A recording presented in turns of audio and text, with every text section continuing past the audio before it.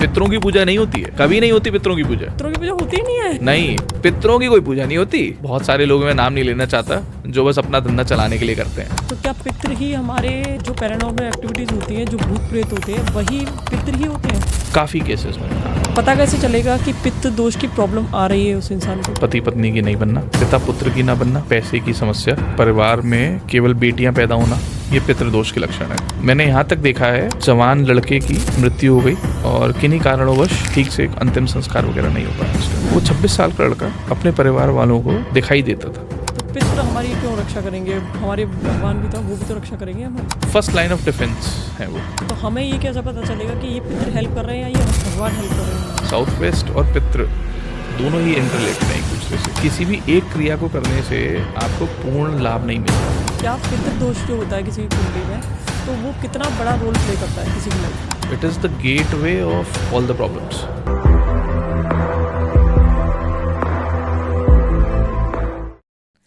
जय माता दी, welcome back to एस्ट्रोवैद्य shows. आज का ये पॉडकास्ट बहुत ही ज़्यादा वैल्यूएबल और इन्फॉर्मेटिव होने वाला है आप सभी के लिए। जैसा कि आप सभी जानते हैं 7 तारीख से पितृपक्ष हमारा शुरू होने वाला है, तो आज का ये पॉडकास्ट पूरा पितृपक्ष के ऊपर ही रहेगा। और आज हमारे जो गेस्ट इस पॉडकास्ट में आए हैं इस टॉपिक के ऊपर बात करने के लिए, उनका नाम है आचार्य भरत गौतम जी, जो एक स्पिरिचुअल हीलर हैं, वास्तु कंसल्टेंट हैं, एस्ट्रोलॉजर हैं। आपने इनके बहुत सारे पॉडकास्ट भी देखे होंगे, बहुत सारी रील्स भी इनकी देखी होंगी, बहुत ज़्यादा वायरल हैं। तो आज हम इनसे पितृपक्ष के ऊपर संपूर्ण जानकारी प्राप्त करेंगे कि पितृपक्ष क्यों मनाया जाता है, पितृपक्ष क्या होता है, कितने दिन का इसमें विधान होता है, किन किन जगहों पर इसकी पूजाएं करी जाती हैं, और पितरों को हमारी शांति मिले उसके लिए हम क्या क्या रिचुअल्स फॉलो कर सकते हैं। तो चलिए इस पॉडकास्ट में बने रहिए हमारे साथ, एस्ट्रोवैद्य शोज को फॉलो करते रहिए। अगर आपको हमारा पॉडकास्ट पसंद आता है तो इसे लाइक एंड सब्सक्राइब जरूर करिएगा। तो चलिए शुरू करते हैं इस पॉडकास्ट को। जय माँ। जय माँ। भरत गौतम जी, बहुत बहुत स्वागत है आपका हमारे पॉडकास्ट पे। धन्यवाद जी। तो आचार्य जी, हम आपसे जानेंगे कि पितृपक्ष के बारे में सारी जानकारी आज हम आपसे लेंगे कि पितृपक्ष क्यों मनाया जाता है, पितृपक्ष होता क्या है। आजकल की जो जेनजीज हैं उसको इन चीज़ों के बारे में पता ही नहीं है। जैसे आप दिल्ली, गुड़गांव या गाज़ियाबाद, इन सारे प्लेसेस की बात कर लें, जो भी मेट्रो सिटीज़ हैं, आजकल लोग हमारे इन चीज़ों को भूल गए हैं बिल्कुल। तो आज हम वो संपूर्ण जानकारी इसके बारे में आपसे जानेंगे। तो शुरू करते हैं, पितृपक्ष होता क्या है, आप इसके बारे में सबसे पहले बताइए। देखिए हरकेश जी, अगर आप वर्ल्ड वाइड अगर देखें तो हर कल्चर में, हर देश में उनके एंसेस्टर्स को ऑफरिंग्स देने के लिए, मतलब कुछ पूजा करने के लिए, या उन्हें शांति मिले, ठीक है, इसके लिए कुछ उन्होंने अलग अलग कुछ प्रथाएं हैं। जैसे अगर आप देखेंगे जापान में एक ओबोन फेस्टिवल मनाया जाता है, चाइना में भी आपका लैंटन फेस्टिवल होता है, एंसेस्टर्स डे होता है, न्यू ईयर्स इवनिंग पे वो लोग करते हैं। यूएस में हेलोवीन डे रहता है। जी जी जी। कंबोडिया में जैसे हम लोगों का पितृपक्ष 15-16 दिन का चलता है, इसी तरीके से कंबोडिया में भी एक फेस्टिवल है जो कि उनका 15 दिन का चलता है। सबसे पहले मैं जानना चाहूँगी, ये पितृ होता क्या है, पितृपक्ष क्या है? ये पितृपक्ष जो अगर आप सीधे से समझेंगे, हिंदू मान्यता की बात करें जी जी, तो यहाँ पे हम लोग इसे पितृपक्ष या श्राद्ध पक्ष कहते हैं जी। ऐसा कहा जाता है शास्त्रों के अनुसार। चंद्रलोक से थोड़ा सा ऊपर एक पितृलोक है जी। वहाँ की जो समय काल की गणना है और जो मृत्यु लोक के समय काल की गणना है, पितृलोक का एक दिन मृत्यु लोक के लगभग 15 से 16 दिन के बराबर बैठता है। अगर दूसरी भाषा में बात करूं तो चंद्रमा का जिस तरीके से पड़वा से लेकर के, यानी कि प्रथमा से लेकर के अमावस्या तक, ये काल 15 दिन या 16 जो तिथियां होती हैं, ये पितृलोक का एक दिन है। तो पितृ धरती पर आते हैं और इस समय काल में जो हम मनुष्य हैं, जो उनके घर वालों के, आप समझ लीजिए कि जो रिश्तेदार नातेदार हैं, वो लोग श्राद्ध के लिए तर्पण करते हैं जी। या किसी की अगर सप्तमी में मृत्यु हुई है या किसी की पंचमी में मृत्यु हुई है तो उस दिन वो लोग ब्राह्मण को खाना खिलाते हैं जी जी। वो ऐसा अपने अंदर इस बिलीफ को मानते हैं जी। या ऐसा उनको अंदर से, एक्चुअली बहुत टाइम से ये ट्रेडिशन ये चला आ रहा है कि जो ब्राह्मण आया है उनके घर पे उस दिन खाना खाने, वो उस दिन वो ब्राह्मण नहीं, उनके पितृ के स्वरूप में आया है, उनके पितृ उनके अंदर आकर खाना खाते। जी जी जी। ऐसा हमारे शास्त्रों में भी कहा गया है। और देखिए मैनिफेस्टेशन आज की डेट में हर कोई बात करता है, तो हम जो मानते हैं वो चीज़ होती भी है। ठीक है।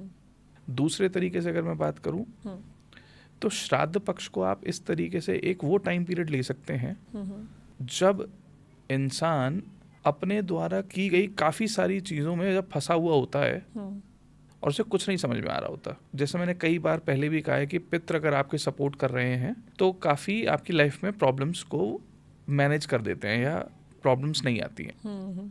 तो ये वो टाइम पीरियड है जिसमें कोई भी मनुष्य किसी भी देवता, यक्ष, गंधर्व वगैरह सब कुछ छोड़ के सिर्फ अपने पितरों पे अगर ध्यान दे, जो उसके पितृ हैं, जो उसके एंसेस्टर्स हैं, तो भी वो काफ़ी सारे दोषों से मुक्त हो सकता है। अच्छा, तो आप इसको ऐसे समझ सकते हैं।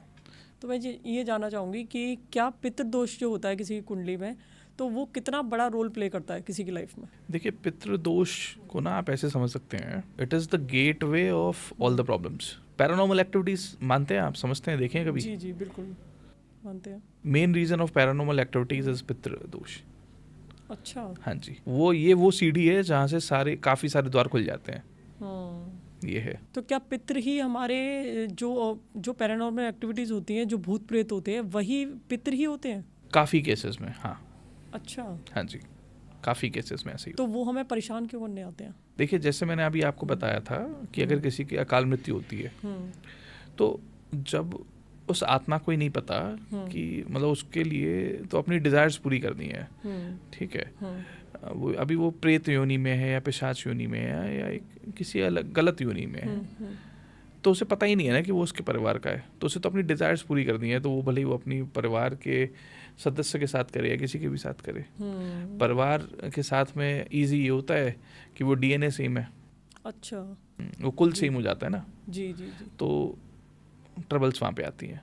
मैंने यहाँ तक देखा है कि एक जवान लड़के की मृत्यु हो गई और किन्हीं कारणोंवश 6 या 7 दिन में उसकी 13वीं कर दी गई, ठीक से अंतिम संस्कार वगैरह नहीं हो पाया उसका। जी, जी। वो 26 साल का लड़का अपने परिवार वालों को दिखता था, बाकायदा दिखाई देता था। अच्छा। हाँ जी। फिर ये लगभग है 40 साल पुराना केस है ये, और मुझे इसलिए पता है क्योंकि जिनके साथ हुआ है ये चीज़ वो मेरे बहुत क्लोज हैं। ठीक है। ट्रबल इस लेवल तक थी कि 3 डेथ्स और हुई थी उस घर में, इस लेवल पे थी। अच्छा। हाँ जी। सही से उनकी क्रिया ना करने की वजह से बेसिकली एक तो अकाल मृत्यु थी, एक्सीडेंट में डेथ हुई थी। ठीक है। और किन्हीं कारणोंवश वो जो उनकी आत्मा थी वो एक उग्र स्वरूप में आ चुकी थी। अच्छा। हाँ, तो वो आत्मा उसका दोष अपने ही घर में किन्हीं दूसरे लोगों को दे रही थी। It was basically a property dispute matter. तो बेहतरी हमेशा यही है कि उपाय भी नहीं कहूँगा, मैं ये कहूँगा कि कर्म सबसे प्रधान है। जी जी जी। अगर आपके कर्म अच्छे हैं तो आपका जीवन अच्छा है। जी। ठीक है जी। अगर आपके कर्म अच्छे हैं आपका वास्तु अच्छा हो जाएगा, आपके कर्म अच्छे हैं आपके ग्रह अच्छे हो जाएंगे। जब मैं कर्म कहता हूँ तो मैं बात करता हूँ आपकी नीयत की। जी। ठीक है, कि आपका इंटेंट क्या है, इंटेंशन क्या है। मतलब अगर आपके मन में किसी का अच्छा करने की चाह है तो आपका कर्म गलत अपने आप कभी नहीं होगा। बहुत से लोग जो कहते हैं ना कि मैं चाह तो अच्छा रहा था लेकिन हो मुझसे गलत गया, तो हकीकत यह है कि वो वो अच्छा नहीं चाह रहा था। अगर किसी ने अच्छा सोचा होगा, अच्छा करने के लिए कुछ किया होगा तो अच्छा ही होगा और अच्छे तरह से ही होगा। बिल्कुल। Intent is the very first thing, very important thing, you can say that. तो क्या पितरों का स्थान घर में बनाना ये सही चीज़ है? बहुत से लोग बनाते हैं। डिपेंड करता है, अगेन डिपेंड करता है। अच्छा। देखिए वास्तु में भी एक देवता होते हैं जिन्हें पितृ देवता कहा जाता है। अच्छा। जो कि साउथ वेस्ट में विराजते हैं। जी। ठीक है जी। अगेन डिपेंड ये करता है कि बहुत सारे लोग घर में चाहते हैं कि उनके पितरों की, एंसेस्टर्स की फोटोज लगे, तो अगर लगानी है तो या तो साउथ वेस्ट में लगाइए, नॉर्थ वेस्ट में लगाइए। बहुत सारी जगह पे ऐसा देखा गया है जहाँ पे पैरानॉर्मल एक्टिविटीज होती हैं, तो बहुत सारे लोग उस घर में उनके पितरों को स्थापित कर देते हैं एज अ सिक्योरिटी, मतलब वो प्रोटेक्ट करेंगे उन्हें। सबके अपने अपने तरीके हैं, मैं किसी पे कोई टिप्पणी नहीं करना चाहूँगा। तो पितृ हमारी क्यों रक्षा करेंगे? हमारे भगवान भी तो, वो भी तो रक्षा करेंगे हमारी। फर्स्ट लाइन ऑफ डिफेंस है वो। अच्छा। हाँ जी। पितृ रक्षा करते हैं? बहुत करते हैं। अच्छा, इसीलिए लोग घरों पे स्थान दे देते बहुत हैं। सारे लोगों को हाँ। सीधे सीधे आप ये समझ लीजिए, हाँ। 90% केसेस में जो इंट्यूशंस होती हैं, ठीक है, जो गाइडेंसेस होती हैं वो आपके पितरों के द्वारा दी गई होती हैं। तो ये गाइडेंसेस किस फॉर्म में आती हैं? आप इसको ऐसे समझ सकते हैं, जैसे कि अगर आपके परिवार में आपके कोई बाबा या नाना कोई बहुत स्ट्रॉन्ग साधक रहे हैं माँ के, ठीक है, और आप भी माँ को बहुत ज़्यादा प्रेम करते हैं, माँ के प्रति आपका भाव है, जो आपके जैसे कि जो बाबा हैं वो देखेंगे अच्छा ये मेरे परिवार में ये बच्ची है, ये माँ की बहुत साधना करती है, तो आपसे खुश होंगे, तो आपको हेल्प करेंगे आपके जीवन में, अपने आप करेंगे, ठीक है। तो हमें ये कैसे पता चलेगा कि ये पितृ हेल्प कर रहे हैं या ये भगवान हेल्प कर रहे हैं हमारी? देखिए, हाँ। ईश्वर क्या है? एनर्जी। ईश्वर परम सत्ता है। हम सब देखिए, मेरे अंदर भी भगवान है। ईश्वर हर किसी के अंदर विराजमान है, ईश्वर हर सबके अंदर विराजमान है, हर किसी के अंदर है। आत्मा जो है वो ईश्वर का ही तो एक अंश है। तो अगर लेट्स सपोज, जैसे मैंने आपके कहा कि आपने क्वेश्चन किया कि हमें लग रहा है कि भगवान हेल्प कर रहे हैं, तो हमें नहीं पता कि हमारे पितर हेल्प कर रहे हैं, आपको जानने की क्या जरूरत है? एक बार बताइए, अगर माँ की इच्छा नहीं होगी तो क्या आपके पितर आपकी हेल्प करेंगे?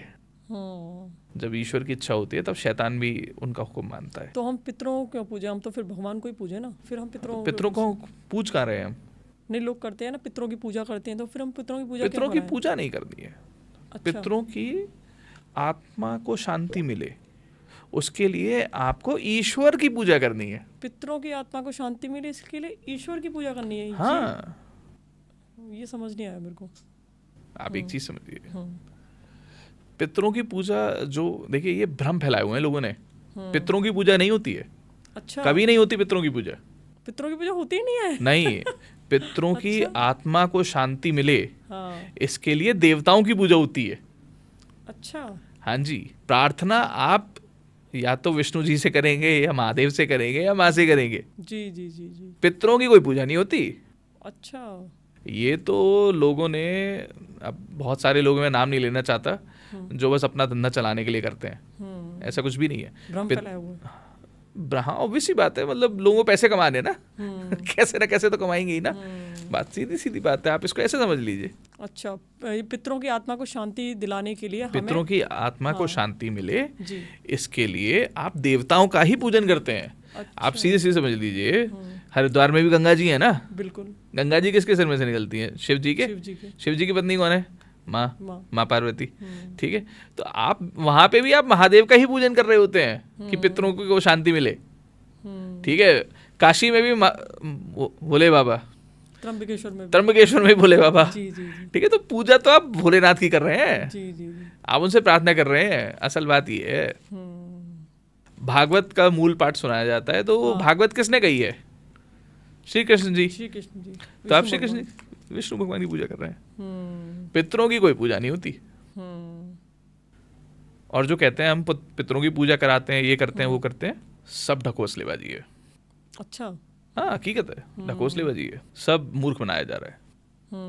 तो ये जो आपने बताया था अभी पहले, जो नारायण नाग बलि हो गई, ये और ये बाकी की जो इन सब में भी देखिए, भले ही वो त्रिपिंडी श्राद्ध हो, जी जी, ठीक है, भले ही वो आपका नारायण बलि, नाग बलि हो, इधर एनी कोई भी पूजा है, उसमें सिर्फ और सिर्फ पितरों को शांति मिले इसके लिए देवताओं की पूजा होती है। पितरों की पूजा नहीं होती है। देवताओं से प्रार्थना करी जाती है। देवताओं से प्रार्थना की जाती है कि हे ईश्वर, हे महादेव, हे माँ, हमारे पितरों की आत्मा को शांति मिले, उन्हें सद्गति प्राप्त हो, जी, जी। उन्हें अगर दूसरा जन्म मिले तो उन्हें एक अच्छा जन्म मिले, या फिर वो अगर पिशाच योनि में उन्होंने जो बुरे कर्म किए हैं उससे उनका उद्धार हो, ये होती है असल बात ये है।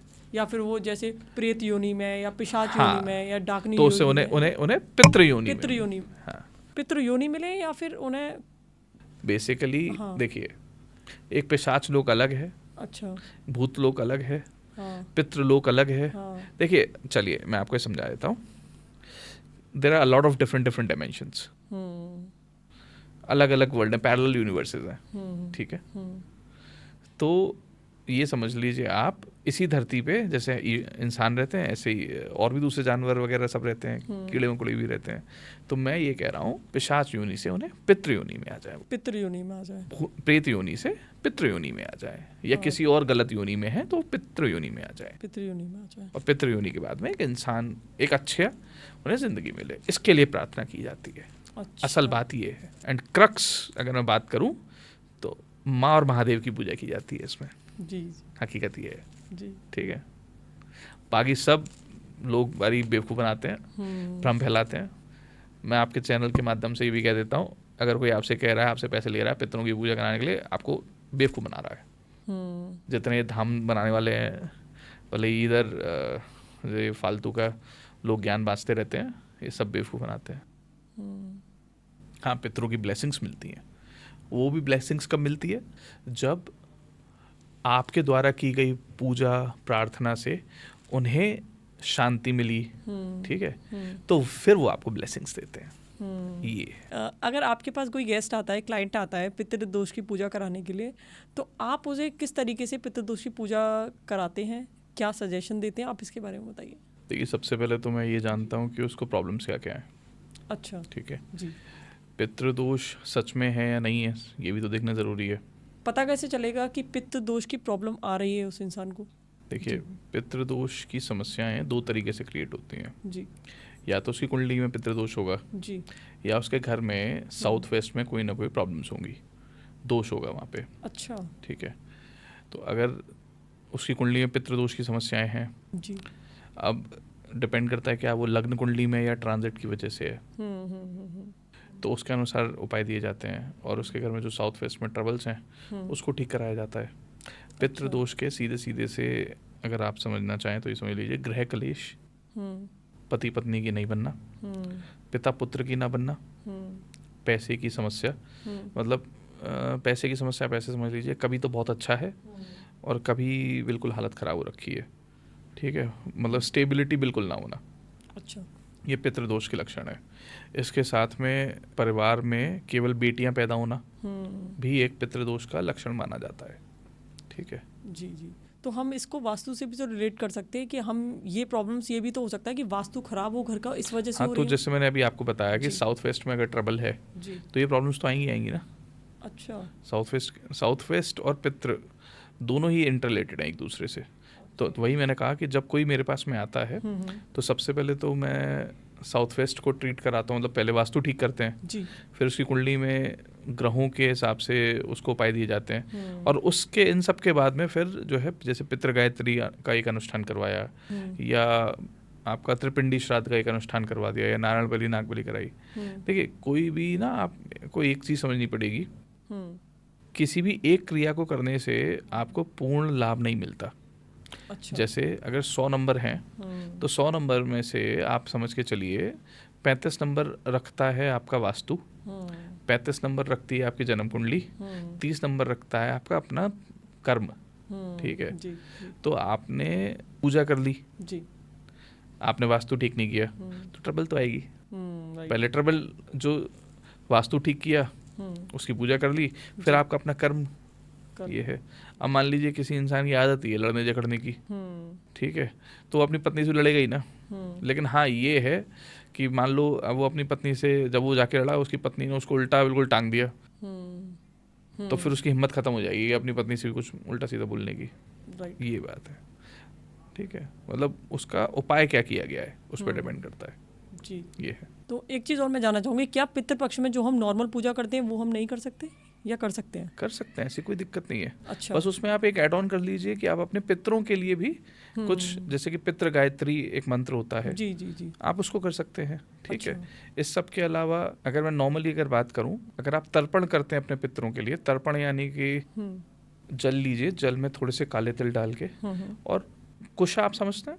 नहीं, कुछ आप समझाइए क्या कुशा, होती है? जी, अगर आप थोड़ा सा Tier 3 सिटीज़ में जाएंगे जी, जी, तो वहाँ पे अगर किसी भी मंदिर में जाएंगे तो वहाँ पे काफ़ी सारे आसन रहते हैं जो कुशा के होते हैं। एक लकड़ी सी होती है बड़ी पतली सी, उसको बट करके वो लोग आसन बना देते हैं। जी, घास होती है एक तरीके की कुशा, जी, जी, उसका बहुत महत्व माना गया है। जो पेड़ों की बची हुई जो होती है ना, पेड़ों का बचा हुआ, नहीं, वो घास होती है घास होती बेसिकली, है। पतली जी, पतली सी जी, डंडियां रहती हैं उसकी, जी, कुशा कहा गया है उसे। जी। और ऐसा कहा जाता है कि अगर किसी के घर में अगर कुशा लगी हुई है तो उस घर में कोई भी भूत प्रेत पिशाच एंटर नहीं कर सकता है। अच्छा। हाँ जी, वो इतनी पावरफुल चीज़ है। तो थोड़े से तिल, जी, कुशा जी। और स्वच्छ जल, इससे आप सूर्य देव को जब जल अर्पित करते हैं पितृपक्ष में, जी, तो ऐसा माना गया है कि वो जो जल है वो पितरों के लिए जाता है। मेरे गुरु दादाजी ने वो लगभग 42 वर्ष की उम्र में विधुर हो गए थे। तो एक बार मैंने उनसे पूछा कि दादू, क्या सच में अगर किसी की डेथ हो जाती है, अगर उससे बात करनी हो, या हम लोग जो ये अग्यारी करते हैं, चढ़ाते हैं, तो जी। क्या सच में उन्हें मिलता है? जी, जी, जी। तो उन्होंने मुझे एक किस्सा बताया। जब हमारी जो गुरु माँ थी, गुरु दादी माँ, जब उनकी डेथ हो गई तो उन्होंने हनुमान जी से काफ़ी प्रार्थना की कि मैं एक बार अपनी पत्नी से बात करना चाहता हूँ। अच्छा। तो रात्रि में उन्होंने उन्हें स्वप्न दिया, उनसे बातें की। दादा ने ऐसा बताया कि किसी भी अमावस्या पर अगर आप गाय के गोबर के कंडे पर उसको प्रज्वलित करें, घी डालें, और उस पर जो भी आप चाहते हैं कि आप किसी एक पर्टिकुलर अपने एंसेस्टर के लिए कुछ उन्हें देना चाहते हैं खाने के लिए, तो उस अग्यारी में उसे रख करके प्रज्वलित कर दें। ठीक है। मोस्टली खीर पूड़ी वगैरह लोग बनाते हैं जी, या जो उस पर्टिकुलर पर्सन को पसंद है। ठीक है जी। उसे बनाया, अग्यारी में आपने चढ़ाया। ठीक है। ऐसा हनुमान जी के गणों ने हमारे दादा को बताया था। अच्छा। कि वो उन एंसेस्टर्स को मिल जाता है। हाँ, और ऐसा शास्त्रों में भी लिखा गया है। गरुड़ पुराण अगर आप पढ़ेंगे जी, गरुड़ पुराण में दिया गया है कि अगर आप अमावस्या के दिन अग्यारी करें, या जिस दिन उनकी मृत्यु हुई है पितृपक्ष में, उसी दिन आप अग्यारी करें गाय के कंडे पे जी, और जो भी कुछ आपने बनाया है उनके लिए वो चढ़ाएं जी, तो ये उन्हें मिलेगा। सीधा पितृलोक तक जाता है। एक्चुअली पितृ इस पर्टिकुलर टाइम पीरियड में जी मनुष्य लोक में इस धरती पे होते हैं। अच्छा। तो ये उन्हें मिल जाता है। ओके। ये है पितृपक्ष जो है हमारा, वो कितने दिन हमारा विधान है इसको करने का? पितृपक्ष कितने दिन का होता है? देखिए, प्रथमा से लेकर के अमावस्या तक चलता है, यानी कि 15 से 16 दिन टाइम पीरियड रहता है। हाँ जी, एक लूनर साइकिल, मतलब हाफ लूनर साइकिल हो गई आई बिलीव। अच्छा। हाँ जी। तो सच में पितृलोक से उतर के हमारी धरती पर आते हैं, ये फील होता है लोगों को? देखिए, एक बात तो आपको तय माननी पड़ेगी, अगर संसार के विभिन्न विभिन्न अलग अलग देशों में, अलग अलग सभ्यताओं में हर कोई कुछ पर्टिकुलर डेज अपने एंसेस्टर्स के लिए दे रहा है। देखिए, मैं साइंटिफिक प्रूफ की तो बात नहीं करूंगा, लेकिन कुछ ना कुछ तो उन लोगों ने ऐसा फील किया होगा कि एक पर्टिकुलर टाइम पीरियड अपने पितरों के लिए देना चाहिए। जी जी जी, ये तो मानेंगे आप? जी जी। ठीक है। और हमारे जो ऋषि मुनि रहे हैं, मुझे नहीं लगता वो किसी भी तरह से उनके अंदर ज्ञान कम था। इतना तो मैं कह सकता हूँ कि जो आज के हम लोग हैं उससे कहीं ज़्यादा वो उन्नत और विकसित और ज्ञानशील लोग थे, ज्ञानवान लोग थे। अगर उन्होंने ऐसा एक सिस्टम बनाया है तो आई थिंक हम लोगों से फॉलो करना चाहिए। जी, सिंपल है। जी। तो मैं जानना चाहूँगी, जैसे पितरों की पूजा बहुत जगहों पे करी जाती है, तो कौन कौन सी जगह बहुत ज़्यादा मेन है जहाँ पे पितरों की पूजा करी जाती है? देखिए, अगेन यहाँ पे जैसे आपने कहा पितरों की पूजा, जी, तो पितरों की कोई पूजा नहीं होती। अच्छा। पितरों की शांति के लिए पूजा की जाती है। अच्छा, पितरों की शांति के लिए की जाती है। पितरों की शांति का कहने का मतलब ये है, देखिए, जब किसी ने अपना शरीर छोड़ दिया है तो शरीर छोड़ने के बाद में वो एक सूक्ष्म आत्मा है जी, उस आत्मा की एक अपनी एनर्जी है जी, ठीक है जी, उसने कुछ कर्म किए थे इस जीवन में जिसके अनुरूप अभी उन से रिलेटेड कुछ चीज़ों को वो आत्मा एक प्रोसेस से गुजर रही है ताकि उसे एक दूसरा जन्म मिल जाए जी। प्रायतः शास्त्र ऐसा कहते हैं कि लगभग 1 साल से लेकर के 100 वर्ष तक समय लगता है एक आत्मा को जन्म लेने में, फिर से उसके द्वारा किए गए कार्यों के अनुरूप। अच्छा। और वो भी 1 वर्ष या 100 वर्ष जो हैं वो हमारे मृत्यु लोक के हिसाब से हैं, पितृलोक का समय नहीं है। जी जी जी, ठीक है जी। अगर आप देखें मथुरा में विश्राम घाट के आसपास जी, यमुना को यम की बहन कहा गया है जी, बहन है यम की जी। तो यमुना जो है मोक्ष प्रदान करती है। वाराणसी चले जाइए आप, काशी काशी विश्वनाथ हैं वहाँ पे, जी भोले बाबा महादेव, जी, वो तो सबके बाबा हैं, वो तो सब करते हैं। हाँ, विश्व ठीक के है, नाथ हैं। विश्व के नाथ हैं। जी, उसके बाद में आप अगेन एक और बाबा का बहुत प्रख्यात मंदिर है, त्र्यंबकेश्वर चले जाइए। जी ठीक है, वहाँ पे भी पितरों की शांति के लिए पूजन होता है। जी जी जी इस सब के अलावा अगर आप बद्रीनाथ जाएं जी, तो बद्रीनाथ में भी पितरों के लिए पूजा होती है। अच्छा, और अगर आप कुछ भी नहीं कर सकते तो अपने ही घर में बैठ के साफ दिल से, साफ मन से अपने पितरों की शांति के लिए आप माँ और महादेव से अगर आप प्रार्थना करेंगे तो भी उनको सद्गति मिलती है। कर्म तो सबसे प्रधान है ना। सही बात है, कर्म तो प्रधान है। सही बात है। तो जैसे मैंने सुना है कि बहुत से लोग गंगा घाट पर भी पितरों का तर्पण करते हैं, पितरों की पूजा मैंने करते भी हैं। किया है जी, खुद। अच्छा, मैंने अपने पिता के लिए जी हरिद्वार में हर की पौड़ी सबने सुना है, जी, बिल्कुल, लेकिन वहाँ पे एक घाट है गणेश घाट, वो बहुत कम लोग जानते हैं। वहाँ पे तर्पण करना काफ़ी अच्छा माना गया है। अच्छा, वहीं पे पास में पितरों की शांति के लिए नारायण बलि, नाग बलि जैसी पूजाएं भी कराई जाती हैं। अच्छा, तो पितरों की कौन कौन सी पूजा कराई जाती है, आप इसके बारे में बताइए।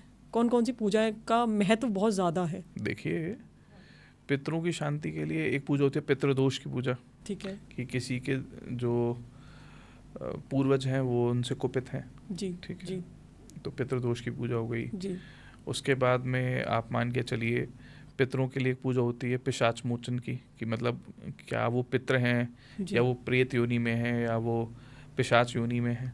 अच्छा, एक पूजा होती है पितरों के लिए पितृ गायत्री अनुष्ठान। अच्छा, एक पूजा होती है, आपने एक लक्षणी सिद्धकुंज का स्तोत्र का पाठ आप सुना रहे हैं। अच्छा, हाँ जी, होती ये भी है। पितरों के लिए होती पितरों है? के लिए होती है। अच्छा, ठीक है, 15 दिन मतलब उसमें, लेकिन लगभग आपके 21 ब्राह्मण बैठते हैं 15-16 दिन के लिए। वो बहुत बड़ा अनुष्ठान है। ओके, ठीक है, एक होता है आपका भागवत का मूल पाठ, पितरों अच्छा, के लिए किया जाता है। जी जी जी मतलब भागवत आप पितरों को सुना रहे हैं। पितृ भी कहाँ कैसे आके सुनते हैं? जी, पितृ हमारे अंदर ही आते हैं और सुनते हैं उसे। ठीक अच्छा, है, डिपेंडिंग कि भैया हमें, हर इंसान का बजट क्या है। जी जी जी, ट्रबल तो ये भी है ना कि सामने वाला कितना खर्चा कर सकता है, बिल्कुल सही बात उसके हिसाब से फिर उसे बता सकते हैं कि भैया आप ये पूजा करा लीजिए। है, बिल्कुल सही बात है। ठीक है, तो विभिन्न विभिन्न पूजाएं हैं। तो क्या ये सारी पूजाएं कोई भी अगर कराना चाहता है तो पितृपक्ष के दौरान करा सकता है उनको? देखिए, कर तो कभी भी सकते हैं, लेकिन पितृपक्ष में अगर करेंगे तो जी। ज़्यादा महत्व है, जी ज़्यादा फल है। जी, और बेसिकली देखिए, जी। पितरों से रिलेटेड कोई भी जो पूजा करनी होती है या करते हैं, हम्म, उसका मेन उद्देश्य क्या है? मेन उद्देश्य है हमारे एंसेस्टर्स की, हमारे पितरों की, हमारे पूर्वजों की आत्मा को शांति मिले। शांति मिले, जी, क्योंकि जब उन्हें शांति मिलेगी तभी वो आपको आशीर्वाद देंगे ना। एक समझिए, एक जीता जागता इंसान अगर खुश नहीं है, परेशान है, तो वो कैसे किसी को आशीर्वाद देगा? तो यही चीज़ आप उस लोक के प्राणियों के लिए समझ सकते हैं। जब कोई पेन में है तो पेन में ऑलरेडी जो इंसान है वो दूसरे को भी पेन ही देगा, वो आशीर्वाद नहीं देगा। जो खुश होगा वही आशीर्वाद दे सकता है। जी जी इसीलिए कहा जाता है साधु संतों को आशीर्वाद लेना चाहिए, क्योंकि वो हमेशा परमानंद में रहते हैं, अगर वो जी। असली साधु संत हैं तो। जी, जैसे आपने अभी बताया था कि पितरों की जो विशेष पूजाएं होती हैं उनमें एक पिशाच मोचन की पूजा भी आती है, तो पिशाच मोचन ये है क्या? जब किसी की अकाल मृत्यु होती है, जी, जैसे किसी का एक्सीडेंट हुआ हो, सांप ने काट लिया हो, किसी ने मर्डर कर दिया हो, सुसाइड कर लिया हो, डूब के मर गया हो, और भी बहुत सारी चीज़ें हैं। जब ऐसी किसी की मृत्यु होती है तो वो आत्मा भटकती है, वो पितृलोक में नहीं जा पाती, पितृ योनि में नहीं जा पाती। तो या तो वो प्रेत योनि में जाती है, या पिशाच योनि में जाती है, या विभिन्न और किसी निम्न स्तर के योनियों में चली जाती है। तो ऐसी आत्माएं परेशान करती हैं। जितने भी आपने पैरानॉर्मल केसेस सुने होंगे या पैरानॉर्मल एक्टिविटीज़ आपने समझी होंगी, देखी होंगी, या लोगों से सुनी होंगी, जी जी वो सभी चीज़ें जी, इन्हीं आत्माओं की वजह से होती है। अच्छा, इन आत्माओं की योनि चेंज करने, इन्हें शांति देने के लिए, पिशाच योनि से पितृ योनि में लाने के लिए ये पूजा की जाती है, जिसे पिशाच मोचन की पूजा कहा जाता है। मतलब पिशाच योनि से मुक्त करने के लिए। हाँ, जिसे त्रिपिंडी श्राद्ध भी कहा जाता है। अच्छा, हाँ। त्रिपिंडी श्राद्ध और ये पिशाच मोचन एक ही है? देखिए दोनों? त्रिपिंडी श्राद्ध की पूजा कहीं भी की जा सकती है, लेकिन एक पर्टिकुलर प्लेस है पिशाच मोचन, अच्छा। ठीक है, वहाँ पे की जाए तो बहुत अच्छा है। और नारायण नागबली जैसे आपने अभी बताया था, नारायण नागबली की पूजा क्यों करी जाती है? देखिए नारायण बलि नाग बलि आप इसको ऐसे समझ सकते हैं, ये वो पूजाएं हैं। देखिए नारायण बलि जो है, किसी के घर में अगर मृत्यु होती है तो जो एकादशवां दिन है, जी जी यानी कि 11वां दिन है, उस दिन की जाती है। जी जी। किन्हीं कारणोंवश अगर नारायण बलि नहीं हुई है उस इंसान के लिए, ठीक है, तो हम ये मानते हैं कि लेट सपोज अगर किसी के पिछले 70 पीढ़ियों में अगर किसी को नहीं पता होता, 3 पीढ़ियों से 4 पीढ़ियों से ज़्यादा लोगों को पता ही नहीं होता, जी जी जी, किसी के घर में कोई अकाल मृत्यु हुई हो या रिसोर्सेज के अभाव की वजह से चीज़ें ठीक से नहीं हो पाई हो, तो सभी का नाम लेकर के अगर आप नारायण बलि कर देते हैं तो सभी पितरों की, सभी पूर्वजों की, ऐसा भी कहते हैं कि किसी को भूले बिसरे बोला जाता है, हाँ, कि जो किसी का हम नाम भूल गए हैं, जी, जी, जो इनका हमें पता ही नहीं है, जी, वो लोग भी उस पूजा से उन्हें शांति मिलती है। अच्छा, नाग बलि की अगर मैं बात करूं कि आपने अपने जीवन काल में किसी सर्प की हत्या की हो, अच्छा, या आपके पूर्वजों में से किसी ने की हो, जी जी, तो उसका एक दोष लगता है, एंड वो दोष बहुत प्रॉब्लम्स क्रिएट करता है इस लाइफ में भी और आफ्टर लाइफ में भी, ठीक है। इवन जो सेकंड बर्थ, जो नेक्स्ट बर्थ है, उसमें भी काफ़ी दोष लेके आता है, काफ़ी प्रॉब्लम्स क्रिएट करता है। ओके।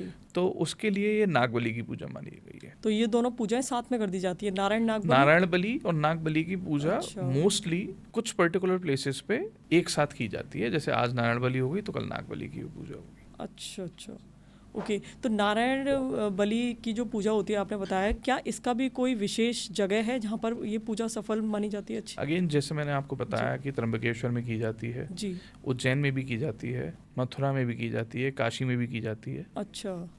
उन स्थानों पे करने का क्या महत्व है?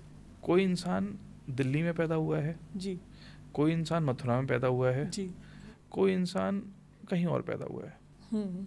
ऐसा कहा गया है कि स्थान का बहुत महत्व है। जो दिल्ली में पैदा हुआ है और जो मथुरा में पैदा हुआ है, दिल्ली वाला जो इंसान है उसको हो सकता है आपको बहुत सारी चीज़ें, आध्यात्मिक चीज़ें आपको सिखानी पड़े। मथुरा में जो पैदा हुआ है वो सीख के पैदा हुआ है, क्योंकि वो उस धरती में से ही उसे मिली है, वो ऊर्जा उसे पहले ही प्राप्त है। जैसे मथुरा वृंदावन तो पूरे विश्व विख्यात है ना, बिल्कुल, ठीक है। तो आप ये समझ लीजिए जहाँ पे स्वयं ईश्वर ने अवतरण लिया है, ठीक है, क्या वहाँ पे लोगों को अगर सदगति नहीं मिलेगी तो कहाँ मिलेगी, ये समझ लीजिए। जी, जैसे कोई भी इंसान की डेथ हो जाती है, मृत्यु हो जाती है, उसके बाद 13 दिन बाद उसकी 13वीं की जाती है, तो ये 13 दिन का क्या विधान है? 13 दिन बाद ही क्यों करी जाती है? बीच में कोविड चला था, पता है आपको? जी, हाँ, सुना होगा, बहुत सारे इश्यूज हुए थे जी। कोविड टाइम में। क्वारंटाइन टाइम पीरियड कितना था? 4-5 दिन, 2 हफ्ते का था। 2 हफ्ते का था। अच्छा, 14 डेज क्वारंटाइन रख रहे थे लोग बड़ी, ठीक है। मतलब हफ्ता भर तो 4-5 14 दिन मिनिमम, 14 डेज कहते थे, ओके, ठीक है। हमारे ऋषि मुनि इतने ज्ञानवान थे, इतने उन्नत थे, इतने विकासशील थे, किसी के घर में कोई डेथ हुई है, जी, ठीक है जी, तो पहले ही उन्होंने एक 13 दिन का टाइम पीरियड दे दिया कि 13 दिन के टाइम पीरियड में इनके घर से ना तो कोई कुछ खाएगा, ना कोई इनके घर का पानी पिएगा, और थोड़ा दूर भी रहेंगे। उस टाइम पीरियड में घर के जो आदमी हैं उनके बाल भी कटवा दिए जाते थे। These were basically you can से द प्रोटेक्शन मेजर्स, ठीक है। ये वो काउंटर मेजर्स थे कि अगर किसी के घर में किसी कारणवश कोई बीमारी से मृत्यु हुई है तो वो दूसरों को ना लगे, मतलब जम्स ट्रांसफर ना हो। तो ये 13 दिन का ही क्यों ध्यान रखा है? 15 दिन का भी हो सकता है, 16 दिन ऐसा का नहीं भी हो सकता है। कुछ जगह पे 12 दिन में भी होती हैं, कुछ जगह पे 11 दिन में भी 13वीं हो जाती है। अच्छा, हाँ जी। तो 13वीं क्यों कहा जाता है इसको? मोस्टली उसे 13वें दिन पे करते हैं, इसलिए 13वीं कह देते हैं। अच्छा ये तो मतलब मतलब एक लोकल लैंग्वेज में बोल दिया वाली बात है। अच्छा, मतलब ऐसा कुछ। अब आप अगर आप देखेंगे तो कई जगह पंजाब में, पंजाबियों में वो चौथा करते हैं, चौथे दिन भी हो जाता है, उठावनी करके बस हो गया, ठीक है। अच्छा, बहुत सी जगह ऐसा भी किया जाता है।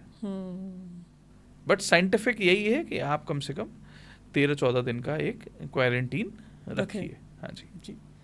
ओके, तो जम्स जो है ट्रांसफर ना हो आपकी। सिंपल सी बात है कि मतलब अगर किसी को कोई इन्फेक्शन था या कुछ भी था, वो रहेगा तो परिवार में रहेगा, वो थोड़े दिन इतने दिन रहेंगे तो ठीक हो जाएंगे, जैसा भी सिनेरियो है।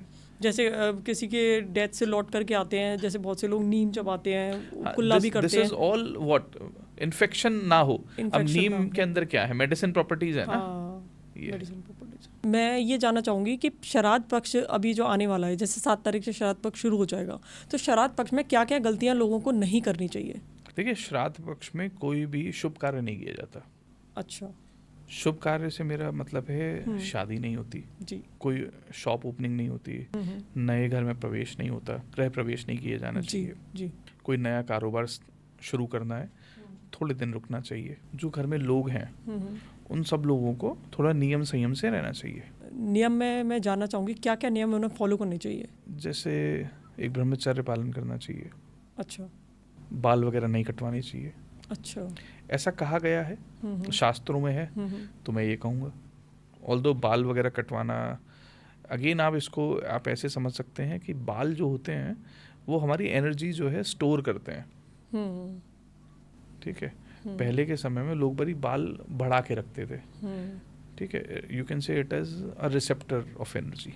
ठीक है, तो ऐसा कहा गया है कि अगर आप बाल कटा देते हैं तो आपकी रिसेप्टिविटी कम हो जाती है। अच्छा। अगर आपको आपके पितृ कोई साइंस दिखाना चाहते हो, कोई गाइडेंस देना चाह रहे हो, तो वो आप शायद ना समझ पाए, ना रिसीव कर पाए, इसलिए कहा जाता है। तो लेडीज और जेंट्स दोनों के लिए सेम विधान है? हाँ, सेम है, सेम नियम है फॉलो करने चाहिए। बिल्कुल सेम। हाँ जी।